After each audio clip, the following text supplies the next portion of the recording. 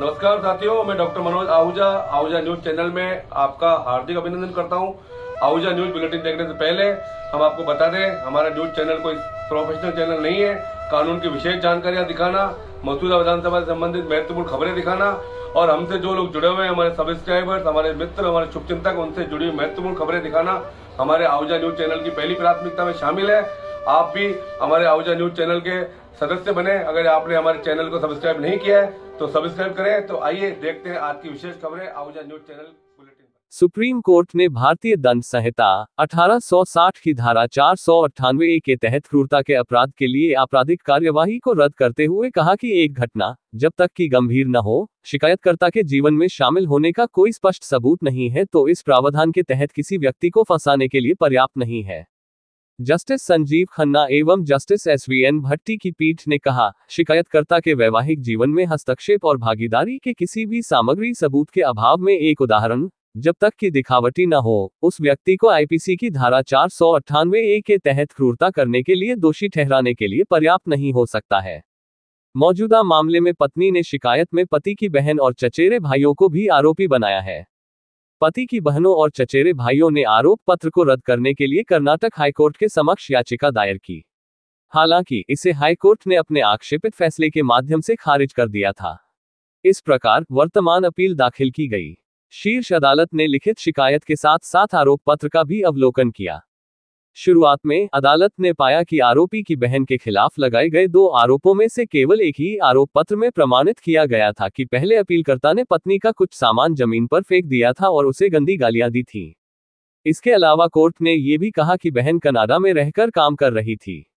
इसके अलावा अन्य अपीलकर्ता भी अलग अलग रह रहे थे, वैवाहिक घर में नहीं। इस प्रकार न्यायालय ने पाया कि आरोप पत्र में किए गए दावे बहुत अस्पष्ट और सामान्य हैं। शीर्ष अदालत ने कहा, ये देखते हुए कि अपीलकर्ता वैवाहिक घर में नहीं रह रहे थे और अपीलकर्ता नंबर 1 भारत में भी नहीं रह रही थी, क्रूरता का गठन करने वाले विशिष्ट विवरण की अनुपस्थिति में हम वर्तमान अपील को स्वीकार करेंगे। इस उपरोक्त प्रक्षेपण के मद्देनजर न्यायालय ने अपीलकर्ता के खिलाफ आपराधिक कार्यवाही को रद्द कर दिया। हालांकि रद्द करने से पहले कोर्ट ने यह भी साफ कर दिया कि अगर कोई सबूत रिकॉर्ड पर आता है तो ट्रायल कोर्ट उनके खिलाफ कार्रवाई कर सकता है। केस महालक्ष्मी बनाम कर्नाटक राज्य।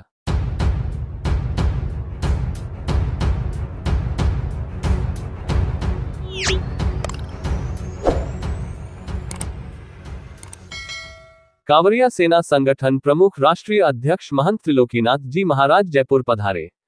प्रजापति विहार स्थित चिताहरण काले हनुमान जी महाराज के आश्रम में दिव्यांशी जन सेवा संस्थान हीना वाधवानी से मुलाकात हुई। मुलाकात के दौरान उन्होंने कांवरिया संघ अध्यक्ष के लिए अपने विचार व्यक्त किए। प्रेम सुधा कोठारी जी भी मौजूद रही। उन्होंने बताया, संगठन को मजबूत करने के लिए, कांवरिया संघ को मजबूत करने के लिए बातचीत की व जानकारी कांवरिया सेना संगठन प्रदेश अध्यक्ष अभिषेक गुप्ता व संगठन महासचिव राजपाल सिंह जायसवाल द्वारा उपलब्ध कराई गई।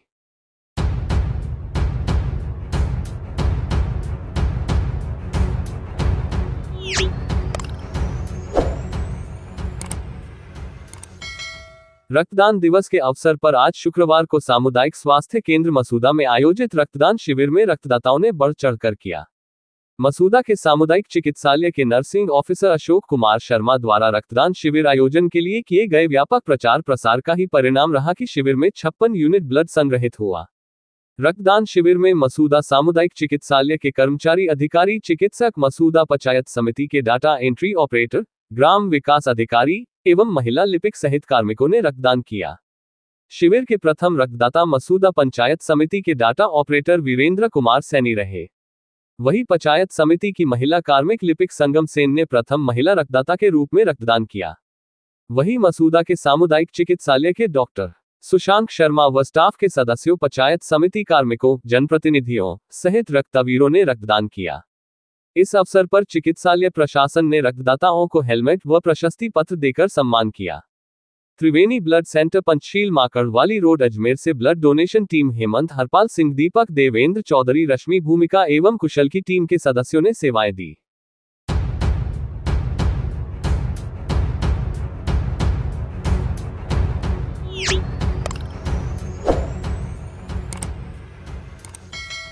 केकड़ी जिले के भिनाय क्षेत्र के कनईखुर्द के ग्रामीणों ने जिला कलेक्टर श्वेता चौहान को ज्ञापन सौंपकर ग्राम में सरकारी भूमि, गोचर भूमि, पीवनिया तालाब, देवासागर, गौरम्या के रास्ते पर अतिक्रमण हटाने की मांगी को लेकर ज्ञापन सौंपा है। ज्ञापन देने के दौरान ग्रामीणों ने जिला कलेक्टर चौहान को बताया बजरी माफिया व दबंगों द्वारा सरकारी व गोचर भूमि पर कब्जा कर कंपनी का निर्माण किया जा रहा है। ज्ञापन में बताया कि भिनाय तहसील की कनईखुर्द ग्राम में दबंगों व बजरी माफियाओं द्वारा सरकारी भूमि, गोचर भूमि, पीवनिया तालाब, देवासागर, गौरम्या के रास्ते पर अतिक्रमण कर पक्का निर्माण किया जा रहा है जो गैर कानूनी है। ग्रामीणों ने जिला कलेक्टर से मांग की है कि जिला प्रशासन जल्द ही इनके खिलाफ कार्यवाही कर सजा दिलावे तथा सरकार भूमि से अतिक्रमण हटाने की कार्यवाही की जाएगी। ज्ञापन देने के दौरान दीपेंद्र, राजेश, हरिराम, गोपाल, कानाराम, पुखराज सहित कई लोग मौजूद थे।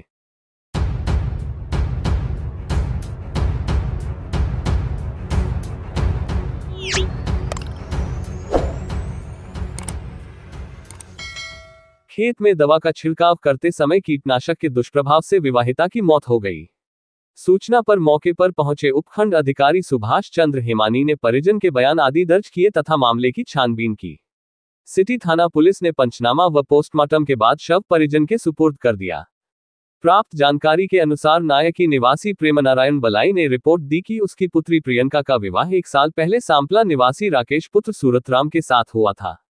गुरुवार को प्रेमनारायण ने अपनी पत्नी व पुत्री के साथ नायकी स्थित खेत में गंवार व भिंडी की फसल में कीटनाशक का छिड़काव किया तथा दवा का छिड़काव करने के बाद वे वापस अपने घर आ गए। लगभग 2 घंटे बाद कीटनाशक के दुष्प्रभाव से प्रियंका की तबीयत खराब हो गई तथा उसे उल्टी व चक्कर आने लगे। प्रियंका को तुरंत केकड़ी स्थित राजकीय जिला चिकित्सालय ले जाया गया, जहां हालत में सुधार नहीं होने पर उसे अजमेर रेफर कर दिया गया। अजमेर ले जाते समय रास्ते में नसीराबाद के समीप उसकी हालत और ज्यादा खराब हो गई। परिजन प्रियंका को लेकर नसीराबाद अस्पताल पहुंचे, जहां चिकित्सकों ने उसे मृत घोषित कर दिया। सूचना पर केकड़ी सिटी थाना पुलिस नसीराबाद पहुंची और शव को मोर्चरी में रखवाया।